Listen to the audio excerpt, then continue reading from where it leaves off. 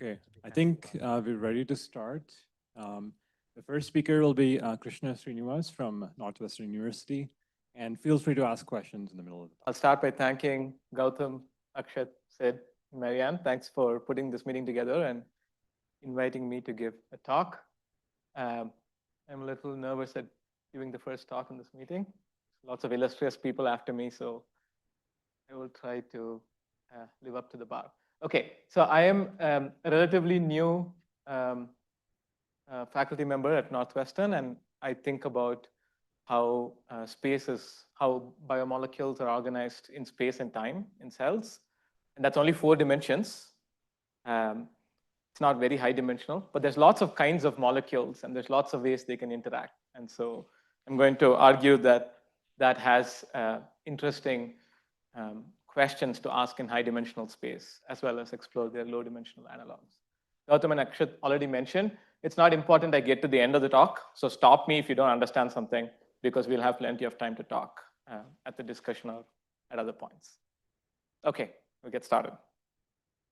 Okay, the thing that really excites me, and perhaps of relevance to everyone here, given the high dimensional themes, is that the cell is fundamentally a high dimensional object. The typical human cell is only about 10 microns long, but it has about 1 billion macromolecules, proteins, nucleic acids, tens of thousands of distinct species that can interact and react in environments that look like that. Okay, incredibly crowded, incredibly heterogeneous, and from all of this, multi-dimensional interactions and reactions and chemistries emerge the processes that are relevant for life, right?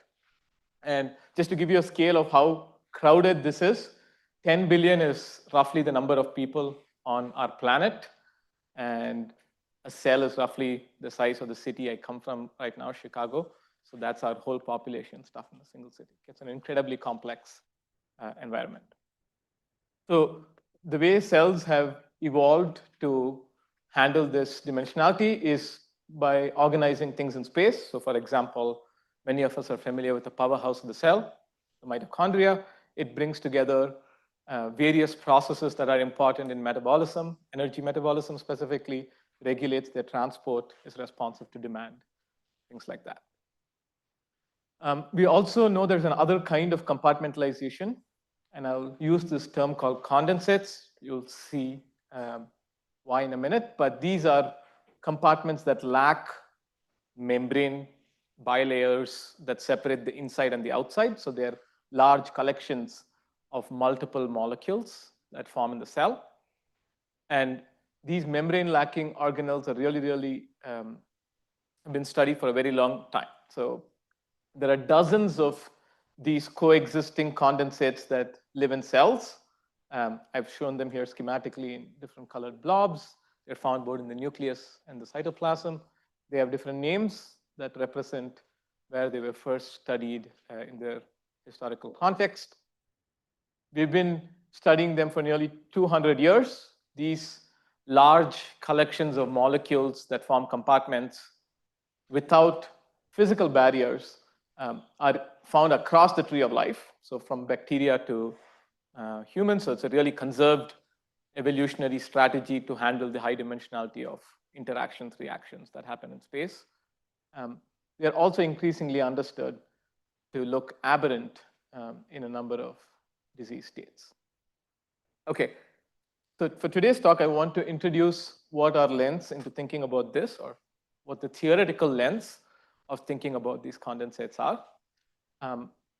About a decade ago, people started recognizing that these granules and clusters and collections of molecules that are found in cells are more than things you see on a microscope, and that if you stare at them enough, now you're seeing a cell here with 2 different condensates or compartments that are forming when the cell is stressed. Okay, so the green and pink are proteins that make up those condensates or compartments. I'm going to play that video again.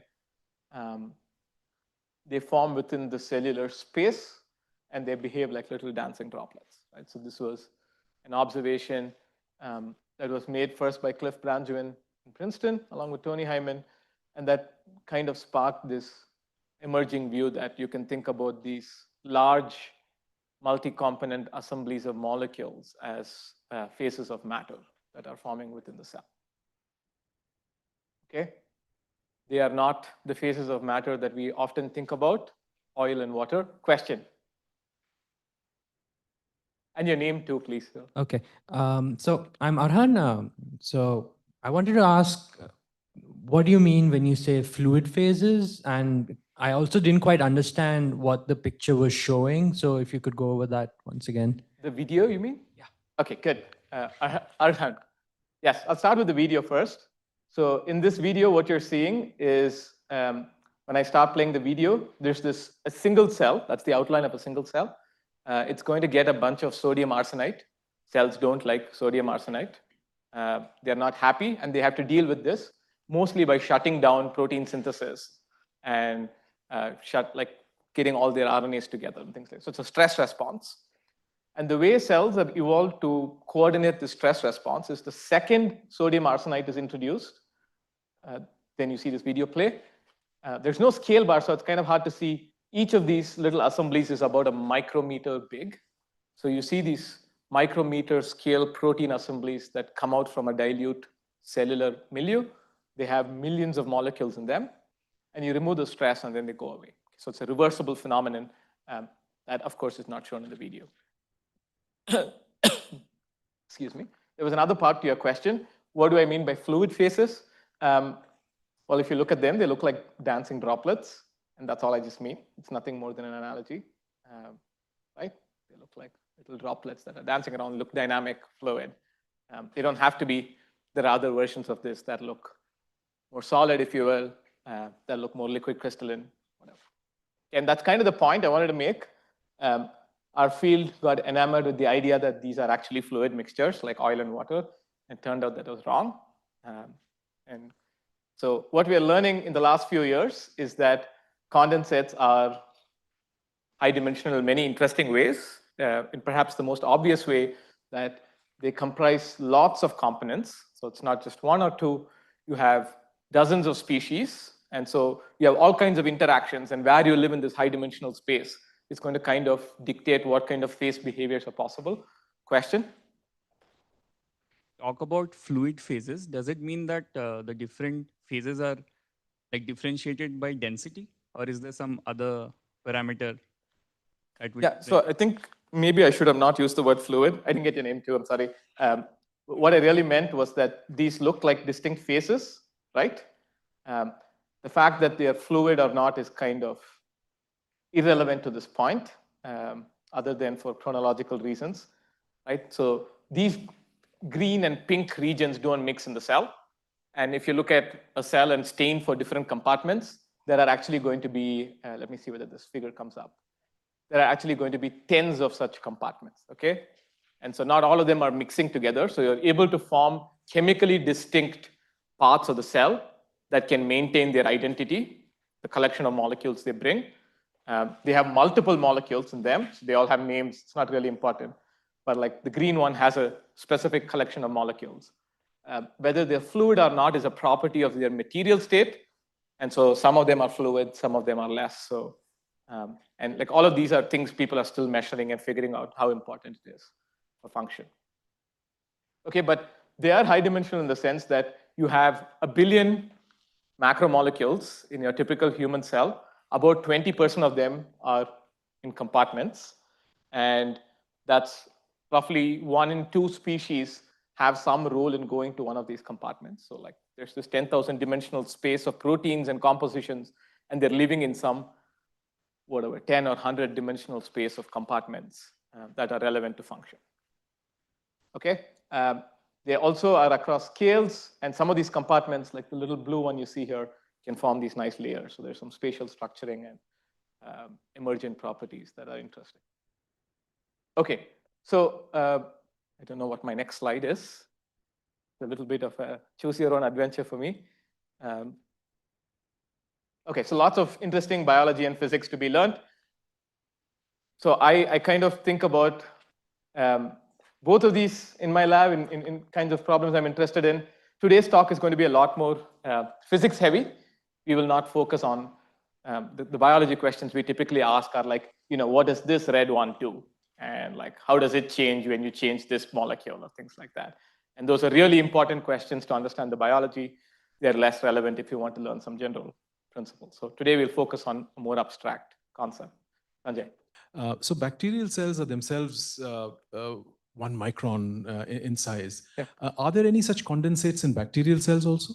Yeah, I just gave 1 micron for the previous video. Their length scales are from about 100 nanometer to a micron. Obviously, the ones that are smaller are hard to visualize because of diffraction limit. There are condensates that form in the crescent bacteria, I forget it was a Colobacter, that are really important for the division cycle and cell differentiation. So that's a bacteria that has a distinction between a mother cell and a daughter cell. And there's some condensates that form at the poles. They are not a micrometer big. They're about a few hundred nanometers. They are really found across the tree of life. Viruses form them all the time. But I think as a field, we are moving from seeing all these cool things happening under a microscope to trying to understand like what is it they do beyond existing. And that's kind of the space they're inhabiting. Question there. Have condensates evolved multiple times? Okay, so is the fact that cells spatially compartmentalize molecules into membrane-lacking boxes conserved? Yes. Is there a tree you can draw and say, is this particular condensate convergently evolved or divergently evolved? You should help figure that out. No one knows. Yeah. There are, well, not to be derisive, but there are lots of like interesting stamps that have been collected. So for example, the nucleoli, this thing I showed with the multiple layers here, it has 3 layers that are like one within each other, like a little Russian nesting doll. And there's an entire clade of organisms where there's only 2 and not 3. And so that's an interesting model system to study the origin of that. More questions? Yes. Yes, I can repeat the question too.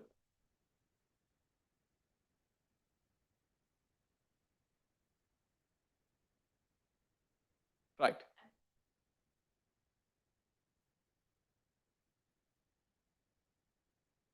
What I say is in a very generic sense. The question is, what do I mean when I say non-equilibrium? I should probably go a little faster, but what I mean is that there's injection of energy at microscopic length scales. There is motors that are going and sharing these things. There are chemical reactions that are happening among the constituents that build up these compartments. They're not stable. So there's active processes that are happening in the microscopic scale. They may not always have an impact on the emergent scale. Okay, I'm going to move a little faster now because I'm only on slide 6. Okay, so today's talk, if we get to it, we'll have 2 parts, and they're related parts. So one is, can we start understanding emergent properties of these collections of molecules, right? Like not a property of any specific set of here's my 5 favorite proteins, what do they do? But in some statistical sense. And then part 2 is like an inverse problem. Like, how do you actually exploit the properties of the fact that phase transitions live in a high-dimensional space to build some useful synthetic machines that you can do interesting stuff with? Okay, both are inspired by biology. Both are not specific models of any biological system. That disclaimer is there. Okay, so the first talk, part of the talk, will be a collaboration with Michael Brenner at Harvard. And so this question is very, very straightforward, and we struggled a long time with it. But the question is, given a large collection of molecules, you know they encode for some sets of interactions between them, which are going to give rise to their emergent phase behavior. Can we learn some general principles of the emergent phase behaviors you can observe when you have large collections of molecules, right? And the name of the game is to try to learn something a little bit more general than what do these 3 molecules do? Okay, so if you want to learn something general, but you don't want to specify what class of molecules you have, there's a trick that physicists love using, and that's what we did first. We said, let's build a random model of interacting fluids. Okay, so you have multiple species that exist in your system of interest. We no longer care about what these species are called or whether they're BRD4 or gene X. We just stipulate that their interactions are drawn from a normal distribution, or in fact, any distribution with finite second and fourth cumulants that specifies the properties of their interaction. Okay, so we have a mixture of molecules that have some randomly drawn interactions, and then it's kind of like saying you have a large library of molecules. You pick n at a time, put them in a test tube. What is the emergent properties of phase behavior? Like, is it all going to be dependent on the specific collections of molecules you pick, or are there some statistical properties that emerge that reflect the underlying properties of the distribution? So is that the low-dimensional map from this high-dimensional interactions? Okay, so how do we do it? I'm going to go over this somewhat fast, but I'm happy to chat more. We basically take a collection of molecules. That's what's done there. We start with a equimolar collection of molecules. We sample their interactions from that matrix. We follow spontaneous phase separation, so fluctuations are not explored in this model. And you can do that by writing down conserved model equations that track how these concentrations evolve over space and time. So you look at what patterns form. We're going to hear more about patterns in the next talk.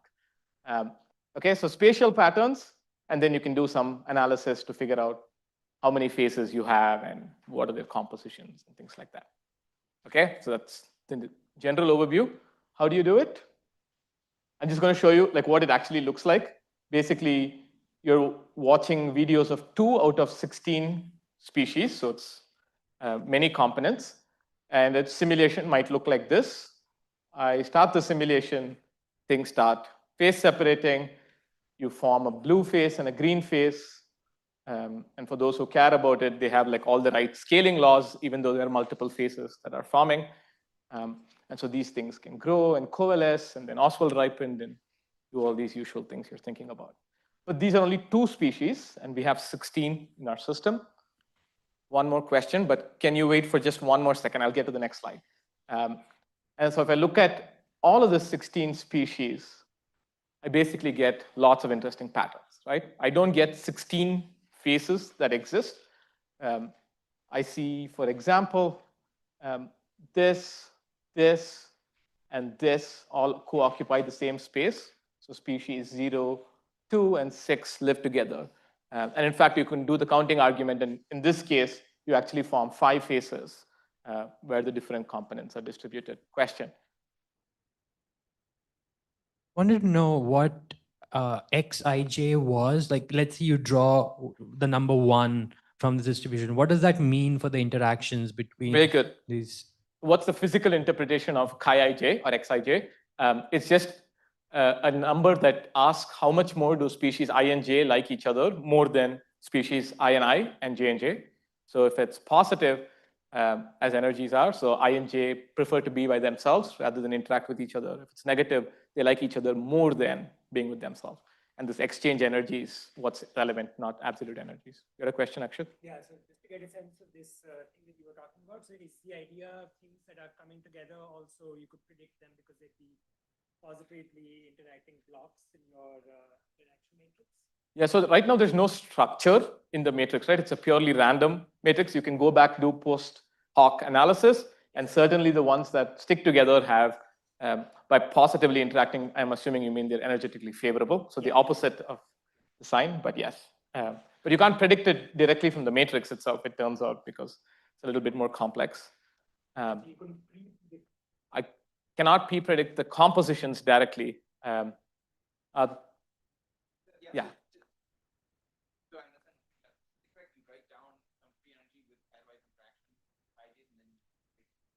And entropy, so entropy and energy, you need both.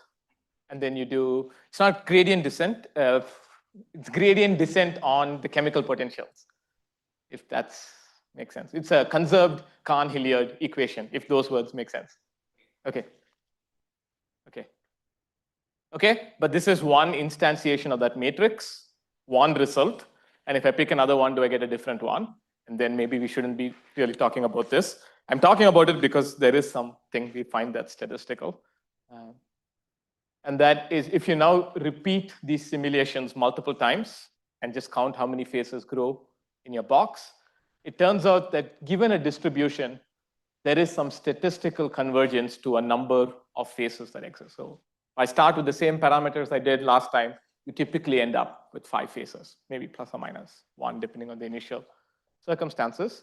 And what's more interesting is that you can take these phases and zoom in and ask, like, what are the properties of these phases, right? Like, of my 16 components, are like 7 going to one, 3 going to another? Like, what's the distribution or partitioning of species into different phases? And by and large, we find basically orthogonal partitioning of molecules. So it's almost like every phase takes 16 divided by 5 components. So it's taking your big matrix, splitting them into some effective blocks that we can't really pre-predict, and then putting them into distinct phases. So even in a completely random ensemble of molecules, you can get this rich specificity of distinct phases and specificity in composition that already emerges. I kind of think of it as a nice null model because you don't really need to put too many features in to get these properties of specificity and multi-phase coexistence. If you think about the fact that there's something predictable and repeatable, you might argue that there's something deeper than just running numerical experiments. And so what we did was do something that you do when you have a random matrix as a part of your pipeline. You will figure out whether there's a Hessian and an eigenvalue to be computed at some point and whether that has something interesting to say about your system. So that's what we did. So we ran lots of simulations, changed the number of components, species, the shape of the interaction matrix, and things like that. And what we do is the following.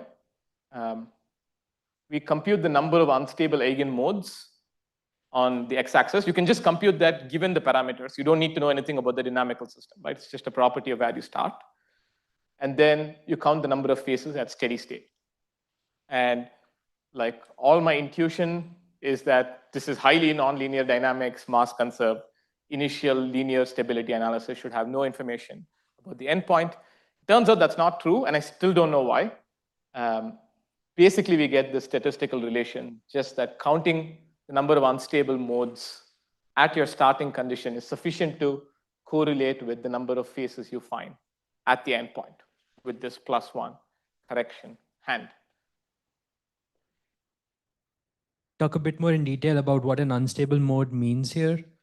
Good. Can I talk in detail about what an unstable mode means here? So initially, I have a box that's just completely uniform, and spontaneous fluctuations are going to drive phase separation. That is an instability. And so you can count how many such unstable modes are there by looking at whether, if I look at the free energy and look at the second derivative of the free energy to fluctuations, the number of distinct unstable modes are the ones that spontaneously lower the free energy, right? A thermodynamically stable system should have no modes that can lower its free energy. So here there are a few. Kabir. Yeah, so the question is a great question. Do the eigenvectors actually reflect information about the composition? And the answer is no. But they are systematically tilted. So like, if I look at the eigenvector and do a dot product with the final phase, it's not like the same direction, but it isn't randomly distributed between 0 and 90. There's a finite skew and bias. And again, I don't know why. Okay, so because of this connection, then you can go back because you can count the number of unstable modes just from the semicircle law, right? Like you know how many unstable modes are there in a random matrix. You have to correct for entropy and things like that, but these are not particularly complicated calculations. And then what you find is that there is a somewhat reasonable agreement between such an effective calculation. So in this null model of randomly interacting species, only the width of the distribution of the interactions are necessary to understand how many phases can coexist at steady state. And these phases typically tend to have similar amounts of components and almost no sharing between them. So this is an interesting property of a random ensemble. Okay, I still have about 25 minutes, so I'm okay. You might listen to this and say, like, everything that's probably interesting in biology is not random. And that's true. So I kind of started on this because it gives you a good null model to understand what features you get when you don't have any structure to your interactions. So what happens when you add structure, right? And so this goes back into the classic Anna Karenina problem, like how you add structure is going to impact what properties you get. So you can't write a general theory of, everything. So I'll just give you an example. There are lots of interesting features that come. So we are exploring stuff in our lab on kind of like abstract questions of how do you add structure in these kinds of ways, like add blocks and correlations, or also in more like physically realizable ways by saying like our molecules are actually DNA nanostars or intrinsically disordered proteins, in which case these are shaped by like some physically computable parameters. Okay, but I'll just give you an example of what you get in this following model that was originally introduced by Ben Makta. It's a very nice and simple model. So every species is now represented as a sequence. Okay, so it's a sequence model of interactions. And so this is kind of like an Ising or a Potts model. So a continuous sequence, it's not A or B. So the interaction between a pair of sequences are just lining them up and computing what the pairwise interaction is. Okay, and so you have only very few parameters in this system. You have the number of features or number of bits in your sequence. You can kind of think of them as hydrophobicity, charge, and things like that. Or if you want, you can say, okay, this is like how strong an interaction is. Anyway, there's an arbitrary dimension of features, which is length L. You can also now ask the question of like, what do these particular sequences do? It's again a different question than the one I'm interested in. So the problem here is, if I now randomly sample sequences from this distribution, okay, so now I sample sequences instead of interactions, but interactions, of course, are downstream of these sequences. What are the properties I get? So basically, the parameters are how many sequences you pull, what's the length per sequence. So like, you can imagine if I have like length 4 DNA sequences and I pull 100 of them, there's got to be a funneling in of properties. You can't really get 100 distinct phases because you have lots of correlation between sequences. So in this case, you get lots of interesting phenomena. I'll just highlight one. When you have number of species substantially larger than the length of features, okay, so every protein only has like a few orthogonal features, but you sample a large library, the features limit the maximal number of phases you can form, because basically you can't get any more uncorrelated data sets than the number of features you have. But what's interesting is like, if you go then and look at a case where you only have 2 features, so you predict you can form 3 phases. Sid? Yeah. But each feature is on a continuous line. Each feature is on a continuous line. And that's break up in multiple sort of? Yeah. Yeah, so each feature is not discrete, it's continuous. So why can't it like split into more modes? Turns out because if you have pairwise interactions, it doesn't really matter. At the end of the day, the eigenspectra is like rate limited by the fact that you just have, yeah, exactly, it's rank 2. And there are ways to, like, you can trivially make things not rank 2, but you can't use this model then. You just have to build a different model. Akshit. Here the interaction would be the dot product or something like that. It's a dot product with a prefactor, which is this. And the prefactor kind of tells you things about like, do you want similar sequences to like each other or dislike each other? Okay. And just to also get a sense, you were talking about cellular law before. Is there any reason? So I presume you're imagining that these bits are symmetric. Yes. So is there any reason for why they might not be symmetric? If the question is, can we get asymmetric interaction matrices? Many microbial ecology people have asked me this question because it's possible that, yeah, I don't know. My personal opinion is it's a little hard to imagine a scenario. You could imagine coarse-graining effective allosteric interactions as asymmetries, but they're not fundamental theories any longer. They're coarse-grained theories. If they're truly molecular interactions, it's a little hard to imagine asymmetries that exist.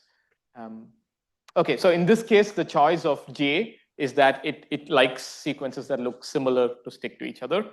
And so you actually get 3 phases as you expect. What you're seeing here is just like how much each species is enriched in a particular phase. Okay, that's what dark green means.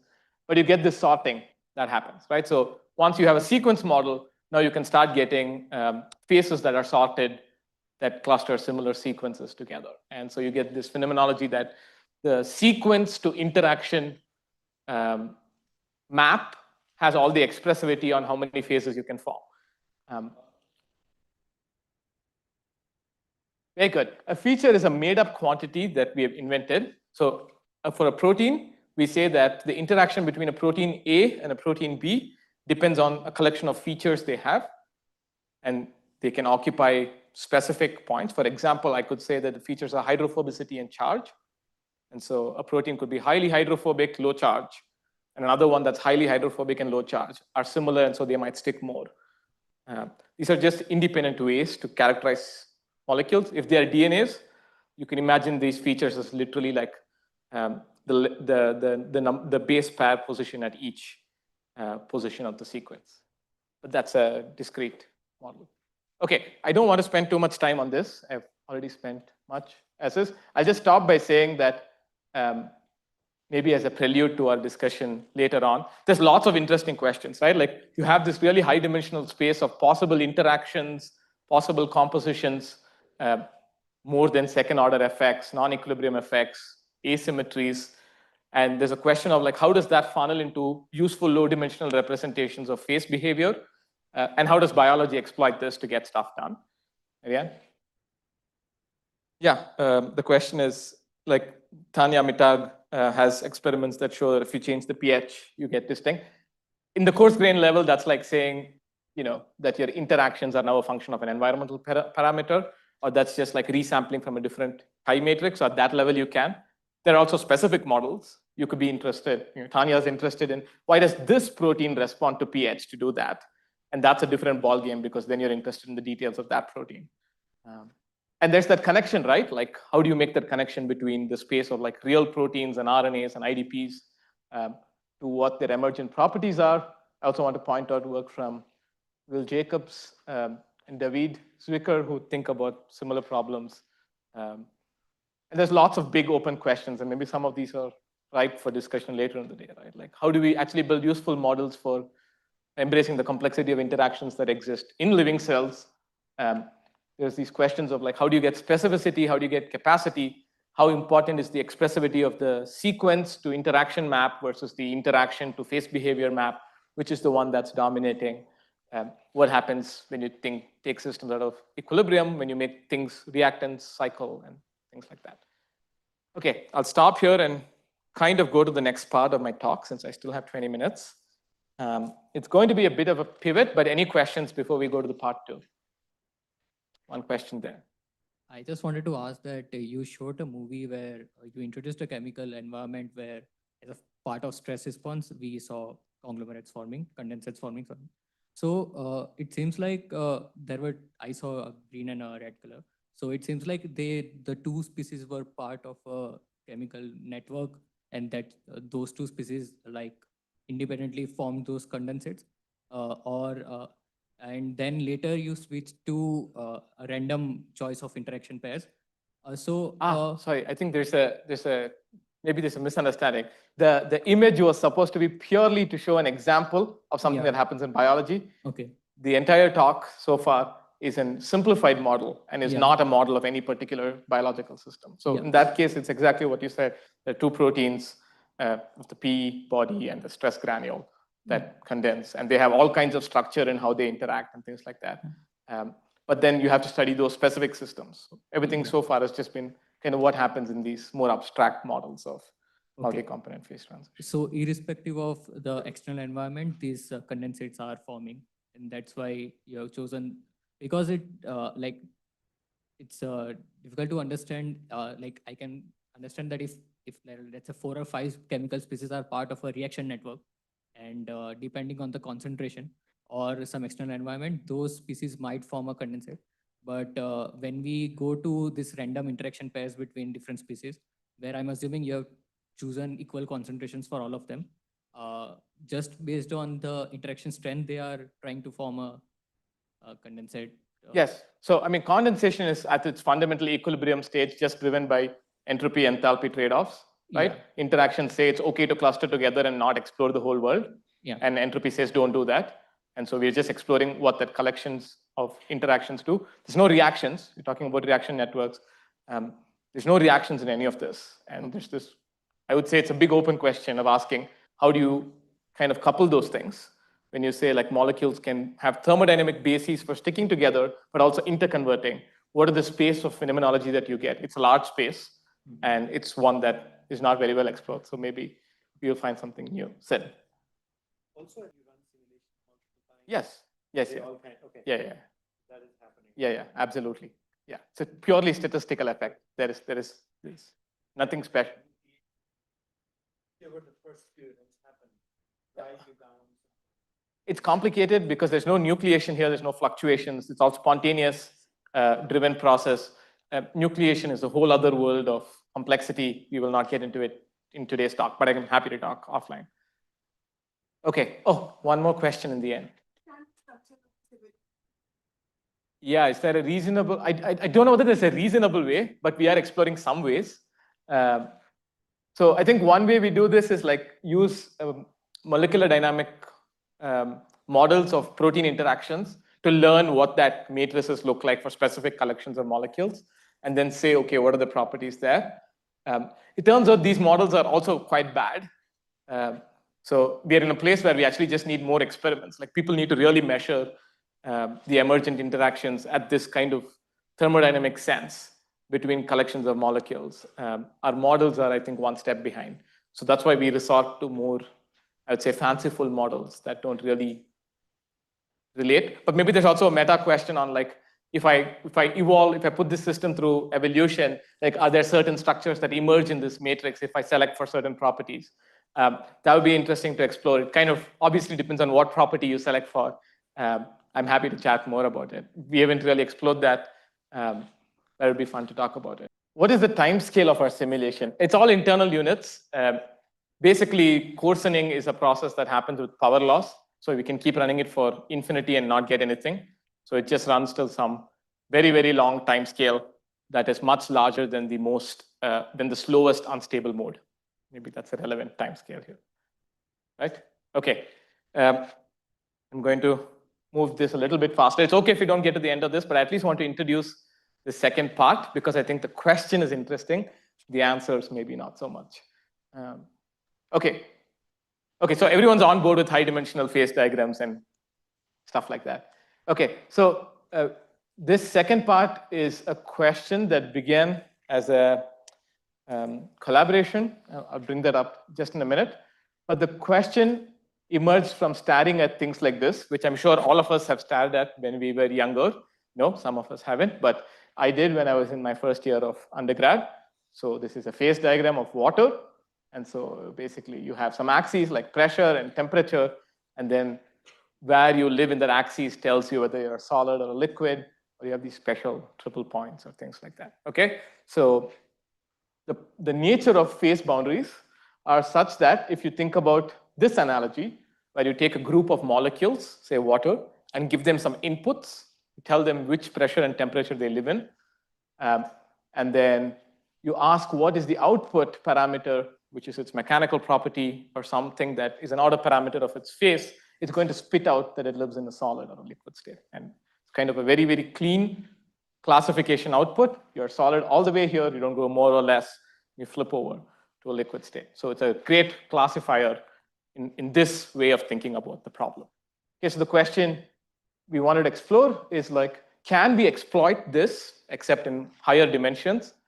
Or has biology exploited this by using a simple model to see whether we can exploit it to build classifiers out of highly multi-component, multi-phase liquids? Okay, and this is work that is in collaboration with my colleagues Arvind Murugan at U Chicago and Eric Winfrey at Caltech, as well as some amazing trainees, Ethan and Aiden, who really led this work along with Cameron and Caltech. Okay, I'll start by actually saying like, we need to figure out how to do this. So we have to build a model and then say like, okay, what are the properties of this model and can we actually exploit this feature? So I'll explain to you the biological motivation of this model. It's motivation that's really dear to my heart. It's about condensates that form on the genome. Okay, so this is my artistic representation of a cell. There is chromatin in the nucleus, the DNA that's folded in 3D, and many biological condensates form on or adjacent this chromatin network. So they condense on the surface, and they do this presumably to turn on or turn off genes and regulate processes in a cell type specific manner. Okay, so I'm going to schematize this by saying if I zoom in on a particular part of the genome, so that's this little surface, it can be bound by a collection of molecules. I'll call these inputs. So these are the molecules that go decorate specific binding sites. So transcription factors or other DNA binding molecules that live on this surface and say, hey, I am this part of the genome. And then these molecules can recruit other molecules from the cell, right? Like perhaps a polymerase that will come and turn on a gene, or a crab domain containing protein that comes and turns off the entire genetic regulatory element. And if this were to happen through forming a condensate, then at this particular genetic loci, the output of thinking about this collection of interactions and condensation process is to build this green condensate that recruits these green molecules that turn on a gene. Okay? But this is specific to this surface because it has a particular sequence or regulatory logic motif that attracts these input molecules. If I zoom in at a different part of the nucleus, maybe it recruits a different host of input molecules, a different collection of gray and black molecules, and they in turn collectively lead to the formation of a pink condensate. Okay, so one that can suppress gene expression. So this is kind of the motivation. How do the inputs that occupy a small surface in the genome interact with the larger cellular reservoirs, a huge collection of molecules and interactions to build specific condensates? And so I kind of think of this as a form of like classification of genetic information, right? Like you have regulatory elements and information that's distributed on the genome, especially in higher eukaryotes. It's not just like, here's a signal, turn a gene on. There's all these collections of competing interactions and activating and inhibiting elements. So like, how do you build the right type of condensate that does the gene task you want? So the low dimensional output we care about is always whether you build a condensate that gets the green molecule or the pink molecule. The high dimensions come because these things can all interact with each other. These things can all interact with the rest of the world, and some emergent property drives the composition of this. Okay, questions? Okay, Gautam. Are you trying to express a particular gene, or is this just about recruitment of repressors and polymerases to the whole region as a whole? Are you trying to explore a particular gene, or maybe the next slide will answer your question? Just one sec. I think this is what you're getting at. So the aim is not to express one gene or the other. The aim is now to say you have a collection of surfaces that exist in a cell. So multiple different genetic regulatory loci. Each of them live on this input space because that's what their sequence elements are, or that's what the transcription factors they recruit are. And so the name of the game is like for some loci, for example, the X's, which perhaps recruit a lot more of the gray transcription factor, you want to build a green, you want to build a condensate that recruits the green molecule in. So you want to build gene activating condensates for a class of loci. And for other loci, you want to build gene repressive condensates. Okay? Why can't this be looked at as nucleation? Because formally nucleation depends on rare events, and you have to figure out the barrier, and you have to figure out the rates of nucleation. And we're not doing all of that. At an analogy level, you can think about, okay, what is this surface nucleate versus this? And that's great, but it's not formally the thermodynamic kinetic process of nucleating. Okay, so I just want to make that distinction clear. But it's precisely that, like, how do these properties, the collection of transcription factors on a gene, allow you to form specific condensates? And like how arbitrary is the shape of this decision manifold you can build? So like how much expressivity and computational capacity is embedded in the very process of just forming condensates? And how do you build these high dimensional classifiers? Question? Akshit. Just to understand this better, so it sounds like there are two levels, right? There's a sequence that's on the genome, and then there's the recruitment that's happening, and then on top of that you become green or pink. So it sounds like we're only focusing on the second right? Super, yep. Is the reason that the first bit is more or less understood, or The reason is not that. So the reason is, so there's two parts, right?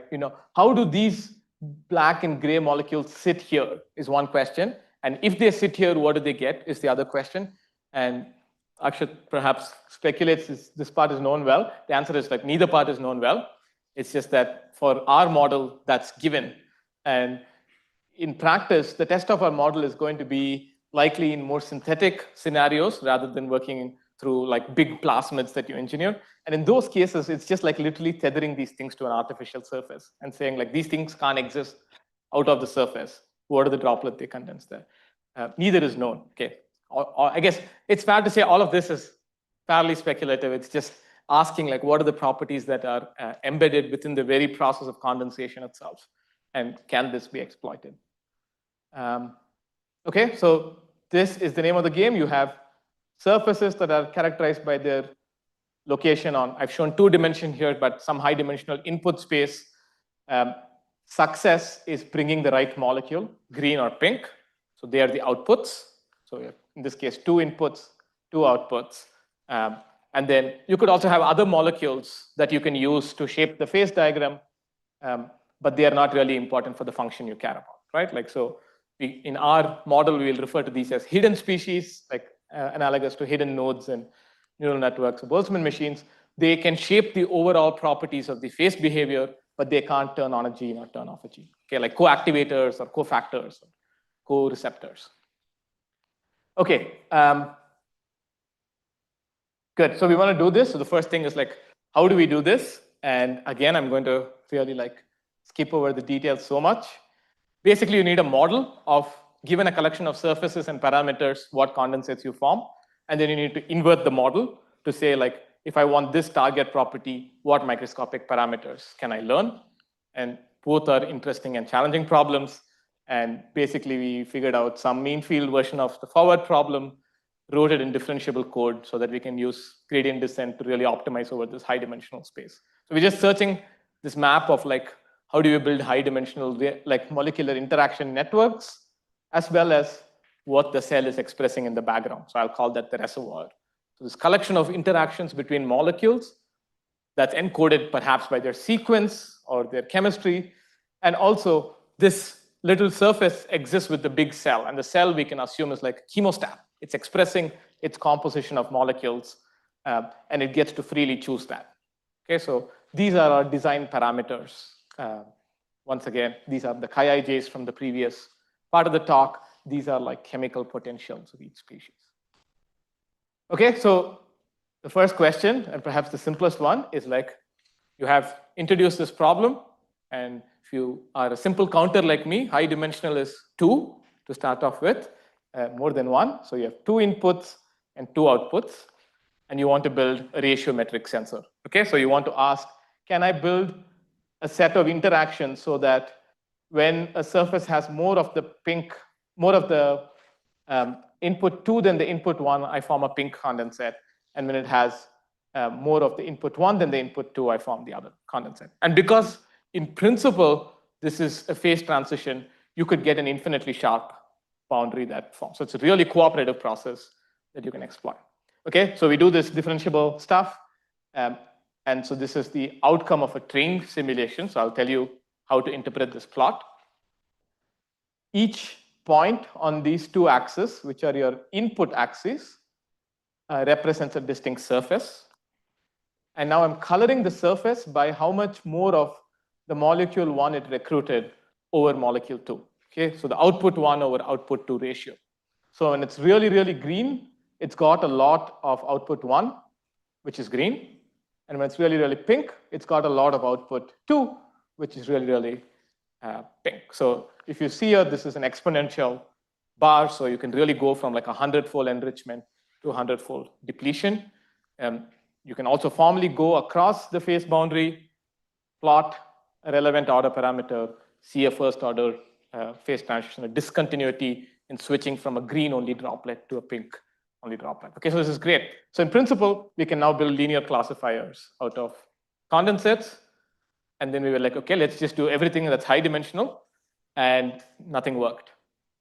Okay, so basically turns out if you have input and output molecules, we have now since figured this out more carefully with some theory too, you can't build anything that's not linear. In the most simple model of thermodynamics we've assumed, right? Like pairwise interactions and entropy terms that show up as log concentrations. You can't get anything that's not a linear classifier. So we need to add something to make our design space better. I already alluded to what that is. That is these hidden nodes, right? So far you have input species here that recruit outputs, but the cell has so many molecules it has. We'll call them hidden or regulatory molecules that can interact with this entire collection of molecules. In our model, the only distinction between a hidden species and an output species is just that hidden species cannot drive function, i.e. we don't care about them in the loss function we write about, right? We only care whether you form a pink or a green condensate. We don't care whether you do it by recruiting purple molecules or orange molecules or both or neither.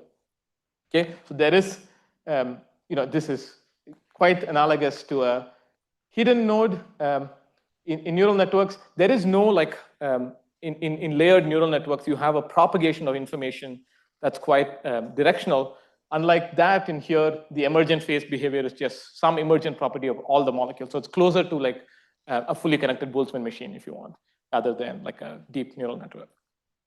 Okay, so we add this feature in and ask, okay, can having more dimensions or more species solve this problem for us? And the answer is yes. Okay, so we can start doing these high dimensional classifiers. And the more complicated your decision manifold is, the more hidden species you need. You can get all kinds of interesting discontinuities, curvatures, multiple curvatures. And it's all a generic property that emerges from having multiple species. I have about a minute left, so maybe I'll tell you the origin of why we get this enhanced expressivity, right? Like you put multiple species in, and then suddenly you're able to solve more problems. Why does this happen? Okay, so this happens quite generically because, so this is just a statement of that plot again. If you look at different decision tasks, as you increase the hidden species, your ability to succeed increase, and then it saturates. You don't need more than a minimum number. And the way it does this is actually by forming multiple phases. So you're actually exploiting a property of the system to encode multiple phases. But every plot I showed you was still green and pink, right? It only looked like it was two. So this is a really interesting, a system by construction, but a system where some high dimensional process is useful to get the right low dimensional output. And I'll try to explain that in the next slide. This is an example of an AND gate, right? You have these pink condensates here and green condensates everywhere here. But there are other hidden species in this system. And so if I go and ask, what is the composition of all the molecules at each point? It turns out you actually form three phases, not two. So the green molecules, so output one, live in one of two phases. So you get the same green molecule to a surface amount of time through different pathways.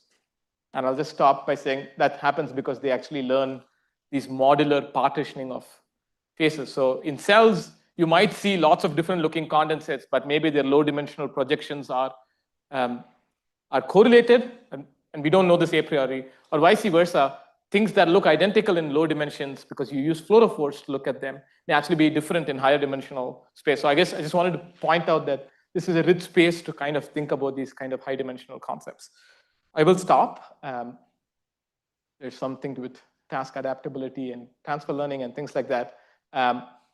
But I'll stop by thanking the people who actually worked on these problems with me, including people in my lab, the members of my lab funding. That's all, folks.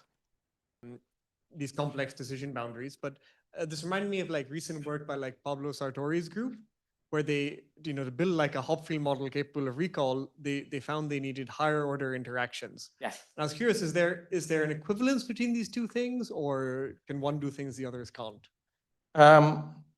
First, it's a great question. So Pablo Sartori has a lovely paper on building, storing memories as phases of an underlying free energy landscape. In connection to Hopfield models, I recommend looking at it. So in their paper, they found that pairwise interactions are insufficient to encode anything more than one memory. Here, the additional species are still pairwise interactions, and their effective role on other species are only linear or bilinear. So that's not required for this. It is certainly possible that once I relax the constraint of pairwise interactions, then I can probably solve more complex manifolds just with inputs and outputs without hidden species. Out those, sorry. You integrate them out, they look linear effectively.